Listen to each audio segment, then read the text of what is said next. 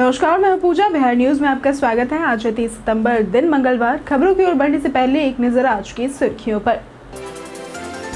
बिहार में हर प्रखंड में बनेगा आधुनिक सब्जी केंद्र। 1 करोड़ रुपए होगी परियोजना की कुल लागत। 10 टन क्षमता का कोल्ड स्टोरेज होगा उपलब्ध। राजस्व महाअभियान के तहत रैयतों को अक्टूबर में मिलेगी सुधार सूचना। चौथे चरण में होगा आवेदन अपलोडिंग का काम। अंतिम 5वें चरण में होगी सुधार प्रक्रिया शुरू। दुर्गा पूजा के दौरान लाउडस्पीकर की आवाज की सीमा होगी तय। प्रशासन ने बढ़ाई सुरक्षा व्यवस्था। बिना लाइसेंस मूर्ति विसर्जन या जुलूस की नहीं होगी अनुमति।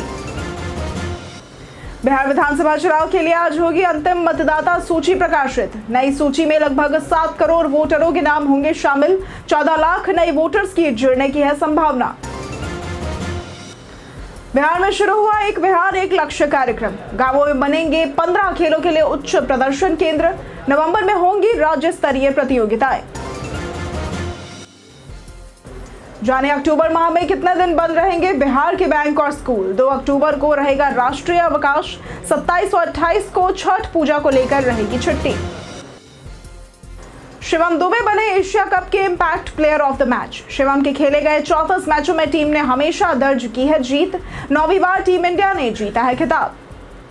चलिए अब बढ़ते हैं अब तक की 25 बड़ी खबरों की ओर विस्तार से।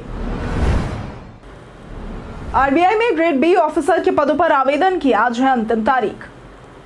आरबीआई ऑफिसर ग्रेड बी के 120 रिक्त पदों के लिए भर्ती जारी। आवेदन की अंतिम तिथि 30 सितंबर 2025 है। इच्छुक उम्मीदवार ऑफिशियल वेबसाइट opportunities.rbi.org.in पर जाकर ऑनलाइन फॉर्म भर सकते हैं। पात्रता के लिए किसी मान्यता प्राप्त यूनिवर्सिटी से ग्रेजुएशन में 60% अंक या मास्टर्स में 55% अंक जरूरी है। आरक्षित वर्ग को 5% की छूट मिलेगी। आयु 21 से 30 साल के बीच होनी चाहिए और आरक्षित वर्ग को छूट मिलेगी। आवेदन ऑनलाइन ही संभव है। पंजीकरण विवरण भरना, फोटो साइन अपलोड, फीस भुगतान और फॉर्म सबमिट करना होगा।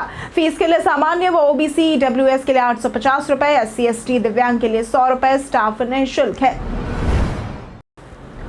नवरात्रि के 8वें दिन होगी मां महागौरी की पूजा। 30 सितंबर यानी कि आज नवरात्रि की महाअष्टमी मनाई जा रही है, जिसे मां दुर्गा के 8वें स्वरूप मां महागौरी की पूजा के लिए अत्यंत शुभ माना जाता है। मां महागौरी सुंदरता, शांति, शुद्धता और दया की देवी है। इस दिन भक्त सफेद पुष्प, मिष्ठान, फल, नारियल और पंचमेवा अर्पित करते हैं। विशेष महत्व कन्या पूजन का होता है, जिसमें कन्याओं को भोजन और सम्मान देकर देवी रूप में पूजते हैं। इससे सुख, समृद्धि, सामाजिक सम्मान और मनोवांछित फल की प्राप्ति होती है। पूजा से मानसिक शांति, स्वास्थ्य और पारिवारिक प्रेम बढ़ता है। इस दिन गुलाबी वस्त्र पहनना शुभ माना जाता है। बिहार में हर प्रखंड में बनेगा आधुनिक सब्जी केंद्र। बिहार सरकार ने सभी 534 प्रखंडों में 10-10 हजार वर्ग फीट पर सब्जी केंद्र बनाने का फैसला लिया है, जिनमें 96 लाख से 1 करोड़ रुपए तक खर्च होंगे। इन केंद्रों में 10 टन क्षमता का कोल्ड स्टोरेज, 20 टन गोदाम, सब्जी संग्रहण, छटाई और पैकेजिंग के लिए शेड जैसी अत्याधुनिक सुविधाएं होंगी। केंद्रों के लिए जमीन कृषि विभाग उपलब्ध कराएगा। सहकारिता विभाग ने प्रखंड मॉडल के आधार पर पंचायतों में भी केंद्र खोलने का प्रस्ताव तैयार किया है और इसके साथ ही जैविक सब्जियों के उत्पादन और निर्यात को बढ़ावा देने के लिए अनुदान देने की योजना है। बिहार विधानसभा चुनाव के लिए आज होगी अंतिम मतदाता सूची प्रकाशित। बिहार विधानसभा चुनाव के लिए मतदाता सूची का अंतिम प्रकाशन मंगलवार को ऑनलाइन किया जाएगा। नई सूची में लगभग 7.3 करोड़ वोटरों के नाम होंगे, जिसमें 14 लाख नए वोटर्स जुड़ सकते हैं। जून 2025 में गहन मतदाता पुनरीक्षण शुरू हुआ था, जिसमें 7.89 करोड़ मतदाताओं को फॉर्म भरना था। ड्राफ्ट सूची में 7.24 करोड़ नाम शामिल थे, जबकि 65 लाख नाम हटाए गए थे। चुनाव आयोग की उच्च स्तरीय टीम 4 से 5 अक्टूबर को बिहार का दौरा करेगी और तैयारियों की समीक्षा करेगी और इसके बाद ही विधानसभा चुनाव की तारीखों की घोषणा संभव है। राजस्व महाअभियान के तहत रैयतों को अक्टूबर में मिलेगी सुधार की सूचना। राजस्व महाअभियान के दौरान दस्तावेज सुधार के लिए आवेदन देने वाले रैयतों को सुधार की सूचना अक्टूबर मध्य से मिलनी शुरू हो सकती है। अभियान का चौथा चरण आवेदन अपलोडिंग का है, जिसके बाद वास्तविक सुधार प्रक्रिया शुरू होगी और यह अंतिम 5वां चरण होगा। आवेदन अपलोड होते ही रैयतों के मोबाइल पर सूचना जाएगी। 16 अगस्त से 20 सितंबर तक चले अभियान में 45 लाख से अधिक आवेदन आए, जिसमें सबसे अधिक 33.72 लाख जमाबंदी सुधार, 5.74 लाख ऑफलाइन जमाबंदी, ऑनलाइन 2.97 लाख उत्तराधिकार नामांतरण और 2.51 लाख बंटवारा नामांतरण के थे। विभाग ने शिविर प्रभारी और कंप्यूटर ऑपरेटर की टीम बनाई है। जाने अक्टूबर माह में कितने दिन बंद रहेंगे बिहार के बैंक और स्कूल। अक्टूबर 2025 त्योहारों का महीना है, जिसमें स्कूलों और बैंकों दोनों में कई दिन छुट्टियां रहेंगी। 1 अक्टूबर को महानवमी और दुर्गा पूजा, 2 अक्टूबर को गांधी जयंती व दशहरा राष्ट्रीय अवकाश रहेगा। 7 अक्टूबर को वाल्मीकि जयंती, 18 को धनतेरस और 20 को दिवाली पर अवकाश होगा। इसके बाद 21 को लक्ष्मी पूजन, गोवर्धन पूजा, 22 को विक्रम संवत नव वर्ष व बलिपद्यमी, 23 को भाई दूज व चित्रगुप्त जयंती, 27 को छठ पूजा सायंकालीन अर्घ के लिए और 28 को छठ पूजा प्रातःकालीन अर्घ के कारण बिहार व झारखंड समेत कई राज्यों में बैंक बंद रहेंगे। त्योहारों के कारण एटीएम पर भीड़ बढ़ सकती है, इसलिए लोगों को कैश की व्यवस्था पहले से कर लेनी चाहिए। हालांकि डिजिटल बैंकिंग सेवाएं चालू रहेंगी। बिहार में शुरू हुआ एक बिहार एक लक्ष्य कार्यक्रम।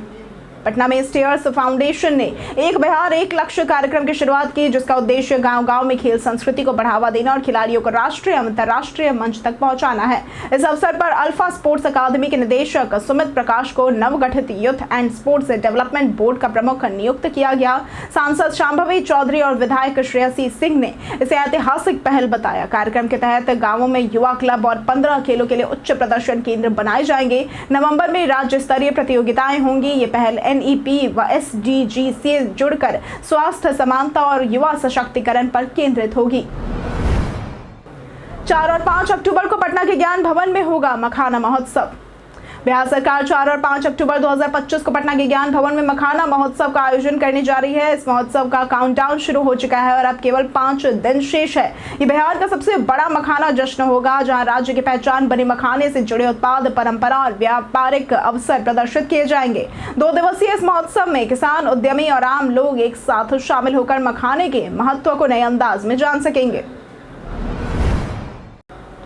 राज्य के 836 पीएम-श्री स्कूलों में लगेंगे 5000 आधुनिक कैमरे।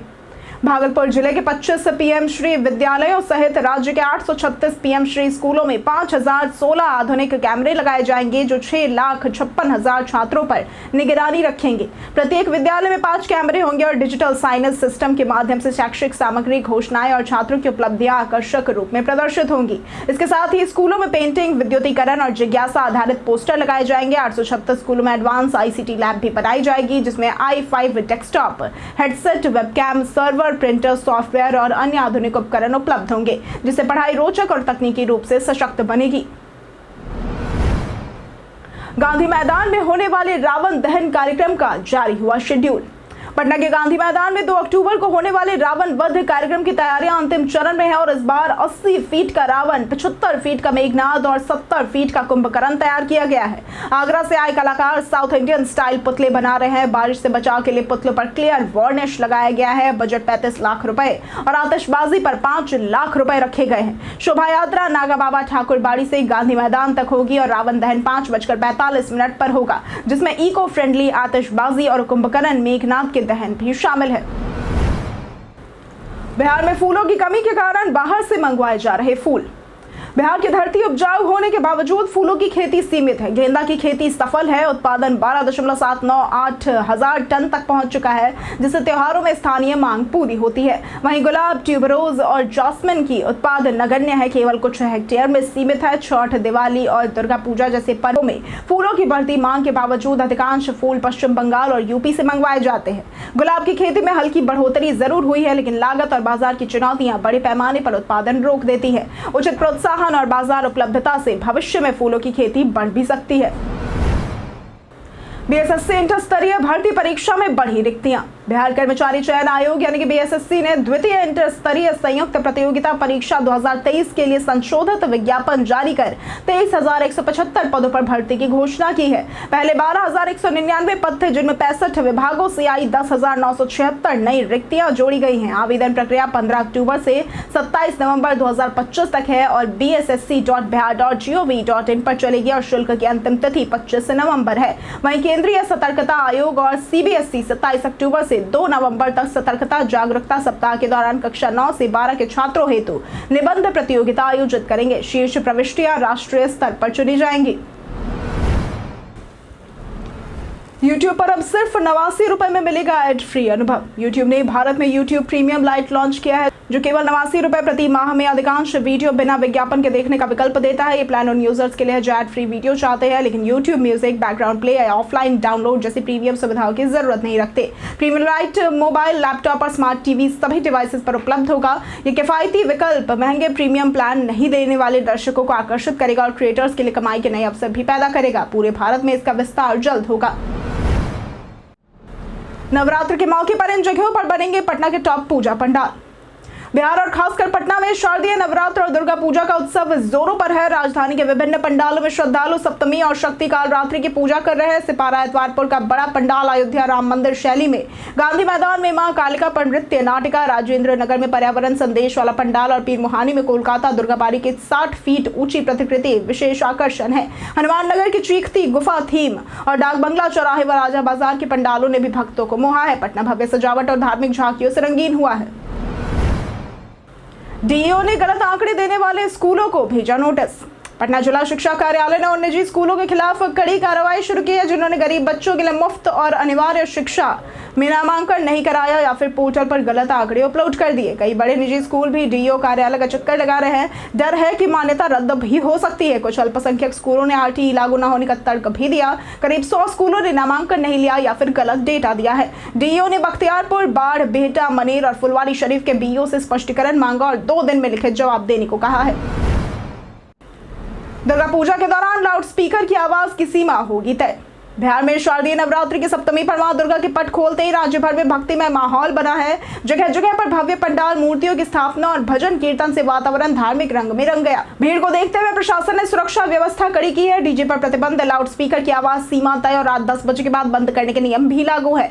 बिना लाइसेंस मूर्ति विसर्जन या जुलूस की अनुमति नहीं है और इसके साथ ही वीडियोग्राफी अनिवार्य की गई है। इस बार लगभग 16,000 प्रतिमाएं स्थापित हुई है।